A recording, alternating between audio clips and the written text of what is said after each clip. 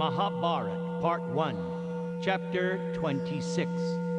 On to Badarika Ashram, continued. The Pandavas passed their days discussing spiritual topics and the art of kingship, and hearing the Brahmana's recitation from scripture. They also underwent a daily regimen of physical training to keep themselves fit as warriors. Draupadi cooked wild roots and vegetables gathered in the forest, then placed everything on the dish given by the sun god, and then offered the food to God. From this inexhaustible plate, Draupadi would then feed the hundreds of sages, followed by her husbands, and after everyone else had eaten, Draupadi would then accept her own meal. Besides the many Brahmanas who resided near the Pandavas, many traveling Brahmanas would stop by to see Yudhishthir, and from them, Yudhishthir learned that Arjuna was performing severe asceticism in the Himalayas. Draupadi and her husbands felt pain to hear of this and prayed that Arjuna would soon achieve the goal of his mission and return to them. One day, Yudhishthir saw the effulgent Rishi Narada standing before him. After Yudhishthir had worshipped Narada, the sage offered his blessings and asked if there was anything he could do for them. Yudhishthir bowed before Narada and then said, "O great sage, I wish to travel to various pilgrimage sites. So which sites would be most beneficial for me to visit?" "O Yudhishthir, you should visit all the holy places I recommend to you, and you should request all the rishis who are living with you to accompany you as well. In this way, you will receive great merit. The paths to the tirthas I have described are infested with rakshasas. Only you are able to visit such holy places, and thus enable these brahmanas to see them as well. And I assure you that by traveling to the holy places, you Pandavas will have the opportunity to meet such glorious rishis as Valmiki, Kashyapa, Atri, Vasishta, Markandeya, and others.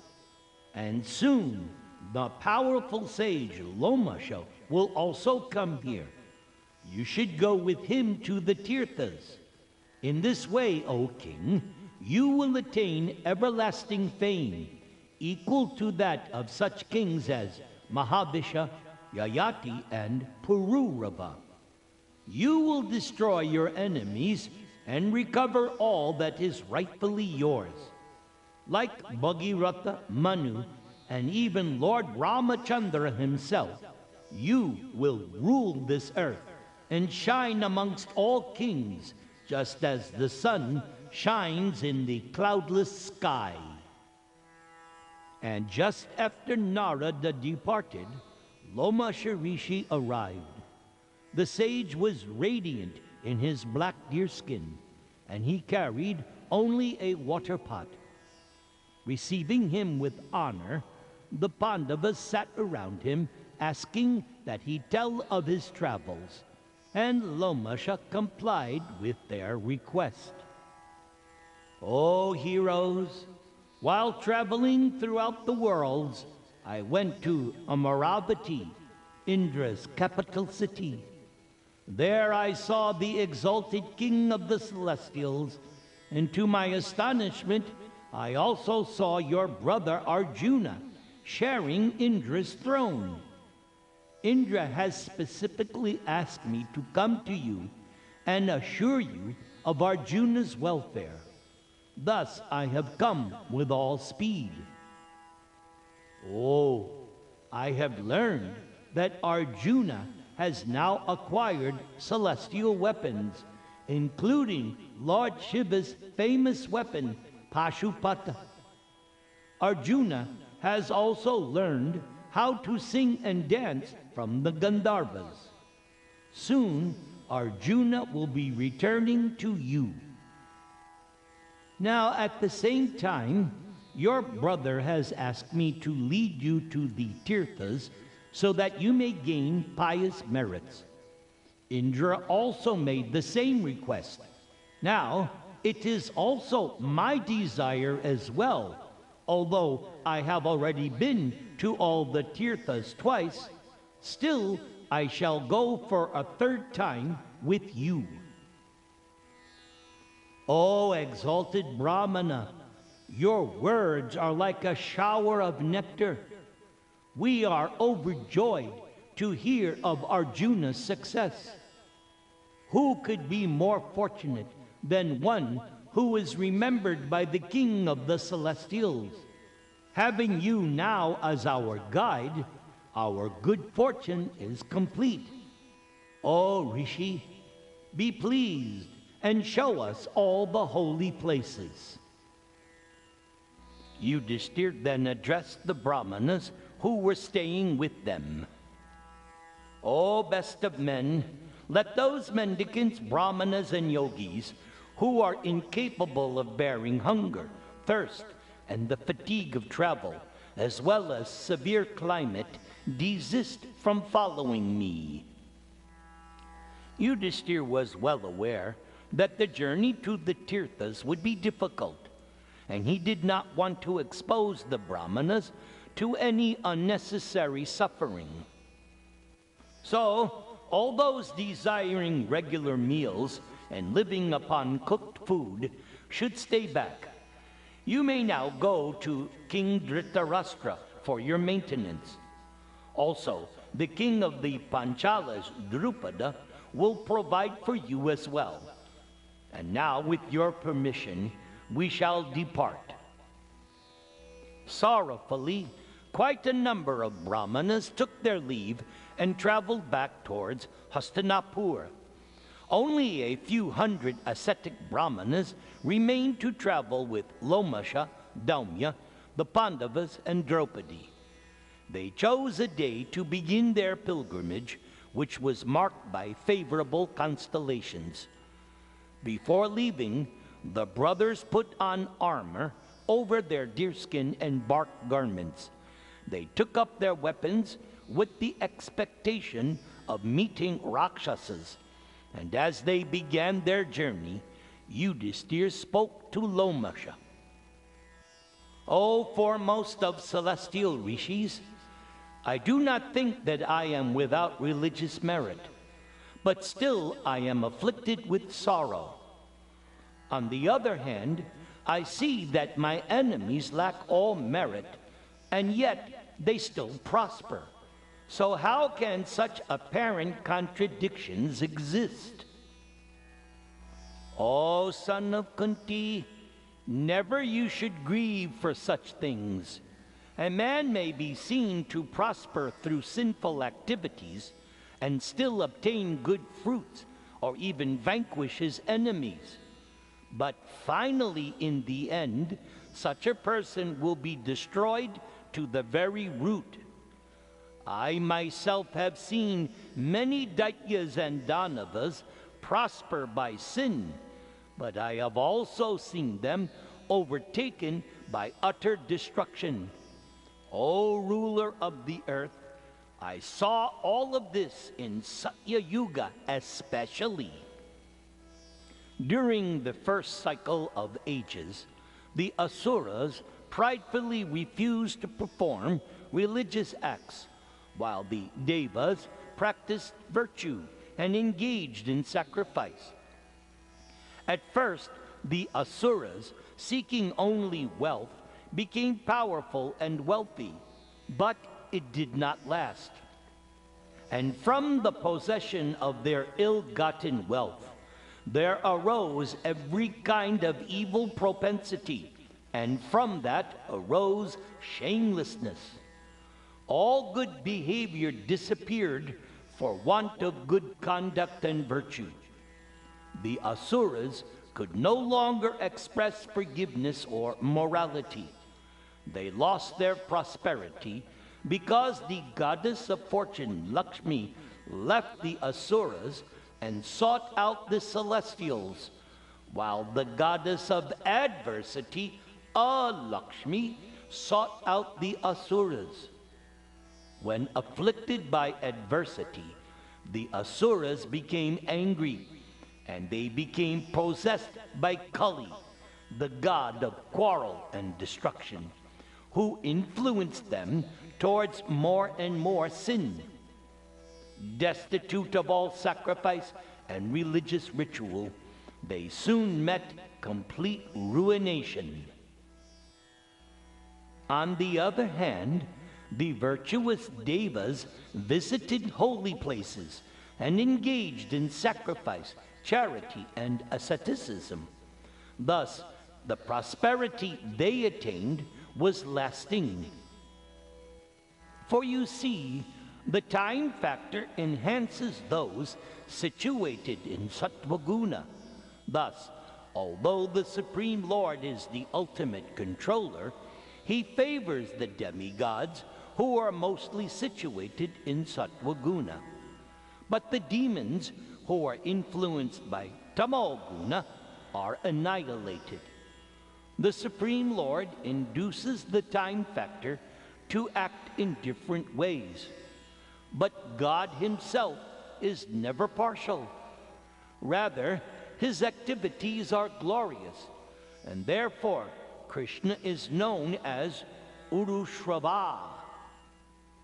O Yudhisthira, at the Rajasuya sacrifice which you performed, the great sage Narada recited historical facts to you, showing just how the Supreme Personality of Godhead is always impartial, even when killing demons.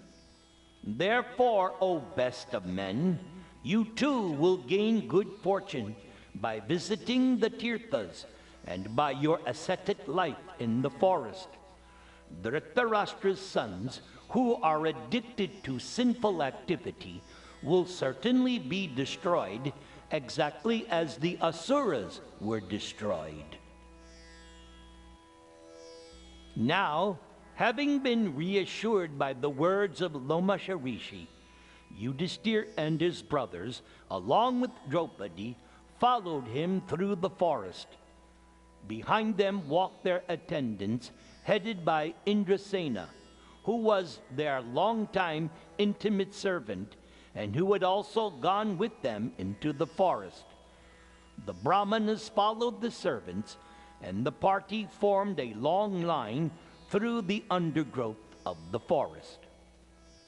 Gradually, they visited the many sacred tirthas and bathed in numerous holy rivers and lakes. They offered oblations to their ancestors and heard spiritual instructions from the ascetics living at the sacred sites. The brothers also heard fascinating accounts of kings and rishis of bygone ages associated with all the holy places. When they finally reached the Himalayas, Lomasha warned them to proceed with caution, pointing ahead to the splendid mountain rising into the clouds. There is Mount Meru, and the peaks of Kailas, Gandhamadana, Trishringa, and Makaragiri.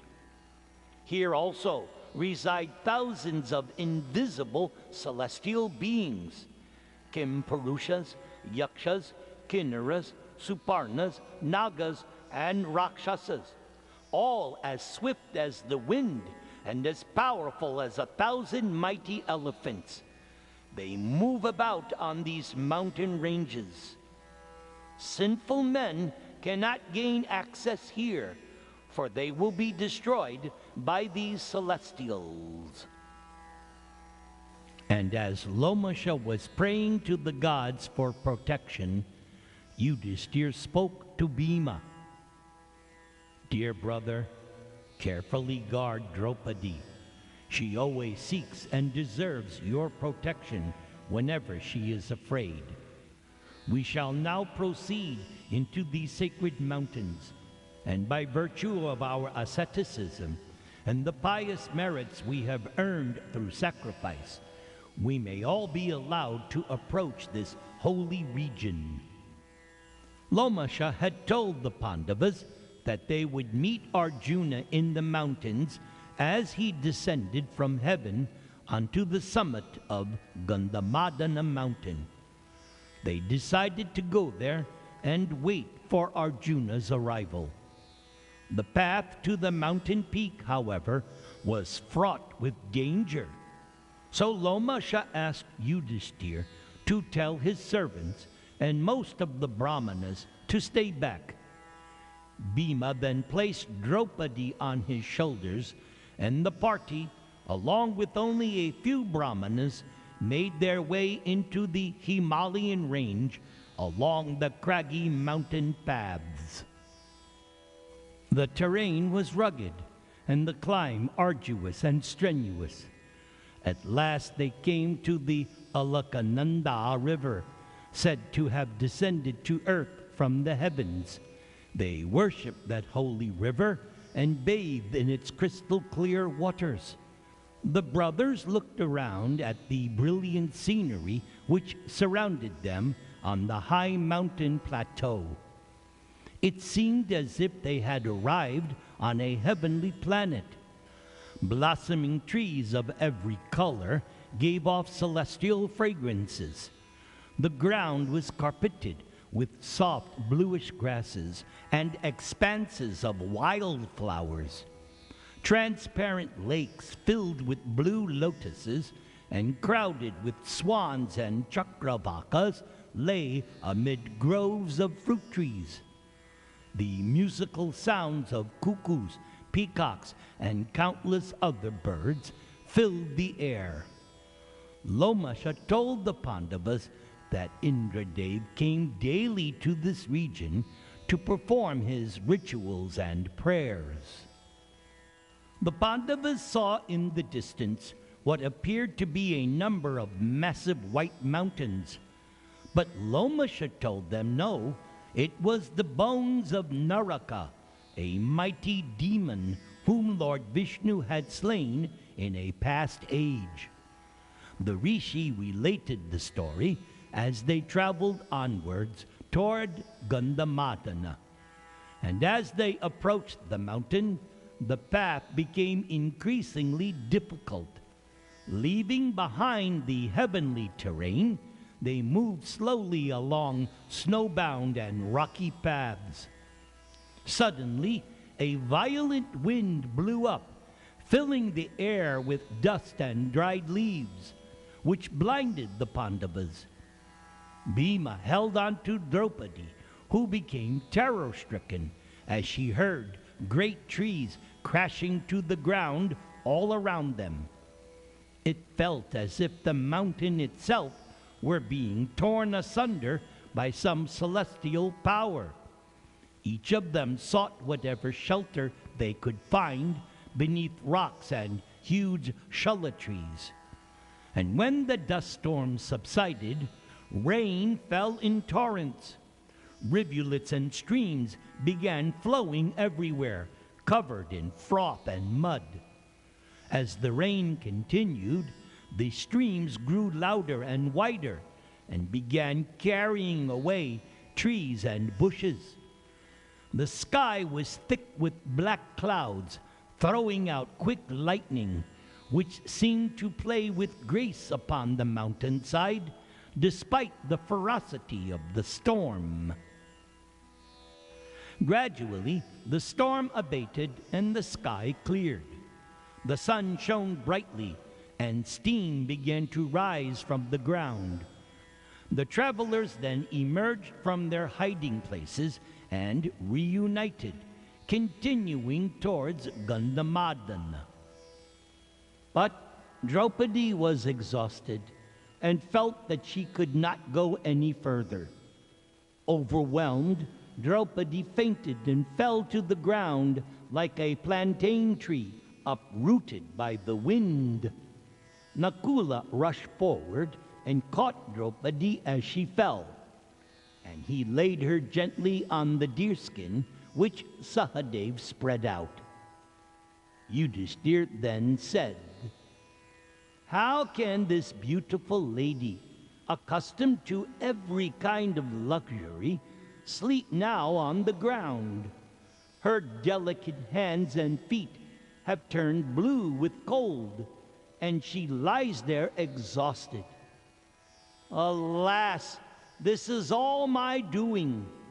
Addicted to dice, I have acted foolishly and have brought great suffering upon those I love. King Drupada bestowed this princess upon us in the hope that she would be happy. But now she lays prostrate on the ground in this fearful wilderness." Lomasha and Daumya then recited mantras capable of destroying all kinds of ills. Nakula gently fanned Draupadi while Sahadev massaged her feet. And as Draupadi slowly regained consciousness, Yudhishthir consoled her. He looked at Bhima. "O mighty armed one, how shall we carry on? Many rugged and icy paths lay ahead, and I do not think that Draupadi will be able to tolerate the journey. O Yudhishthir, I suggest that we summon Gatotkacha, for my son is powerful and can carry us through the skies. Now simply order me, and I shall bring him here by my thought alone." Yudhishthir agreed, and Bhima sat down, meditating upon his son. And as soon as he was remembered, Gatotkacha appeared before Bhima and stood with folded palms. He bowed at his father's feet and saluted the other Pandavas reverentially. After an affectionate welcome, Gatotkacha spoke. "O sinless ones, my father has summoned me, and I am ready to do your bidding. Now, please command me." Bhima embraced his son and said, "O invincible hero, O child, we are proceeding to the peak of Mount Gandhamadana, where we shall once again see our brother Arjuna. Your mother is worn out with fatigue and cannot continue the journey, nor shall we find it easy ourselves to follow the tortuous mountain paths covered as they are by ice and snow. So you should therefore carry us through the skies." "Oh, my dear father, I bow down to you. With pleasure, I have at my command hundreds of sky-ranging Rakshasas. O father, I shall carry my mother Draupadi, while other Rakshasas will carry you and your brothers, as well as all of these Brahmanas." Gatotkacha then gently placed Draupadi on his shoulders. He looked upon her as he would look upon his own mother, Hidimbi. Other huge-bodied Rakshasas suddenly appeared and picked up the travelers. Lomasha, however, rose unaided into the sky by his own mystic power, appearing like a second sun planet. The Rakshasas flew swiftly through the heavens along the path of the Siddhas. As the party traveled, they saw beneath them the beautiful lands inhabited by Vidyadharas, Kinnaras, Kimpurushas, Gandharvas, and other divine beings. They saw great forests intersected by rivers and filled with elephants, bears, apes, rurus, surabhi cows, and buffaloes. They passed over the country of the Uttarakurus. Finally, they all arrived at Gandhamadana mountain. The Rakshasas took them high onto the mountain to Badarika Ashram, the ancient hermitage of Nara and Narayana rishis. The Pandavas gazed around in wonder. Even though they were high up in the mountains, the entire region was adorned with celestial trees in full blossom. They saw the great Badari tree spread out like a vast umbrella of lush green foliage, and from which the ashram had derived its name. The tree exuded freshness and calm, and it invited shelter beneath its boughs. Its branches were loaded with ripened fruits. Colorful birds intoxicated with honey falling from these fruits flew in and out of the tree, filling the air with music. The Pandavas approached the Badari tree with folded palms.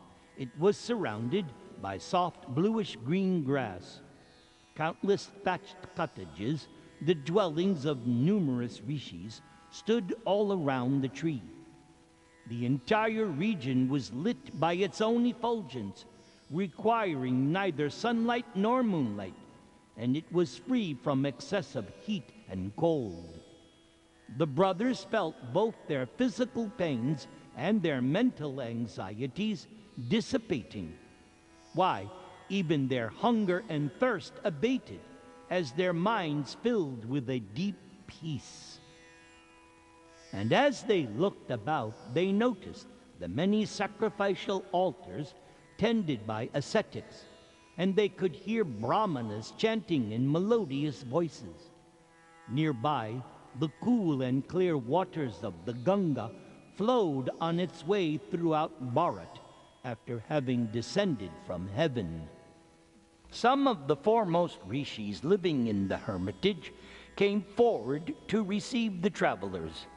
By their mystic vision, they already knew who their guests were, and after accepting obeisances from them, the rishis honored the Pandavas with offerings of pure water, fruits, and flowers. Then Yudhishthir thanked Ghatokacha and his followers and asked them to remain with them until they returned to the Kamyaka forest. On the advice of Lomasha and Daumya, the Pandavas took up residence with the rishis to await Arjuna's arrival. They passed their time hearing the many rishis' spiritual discourses.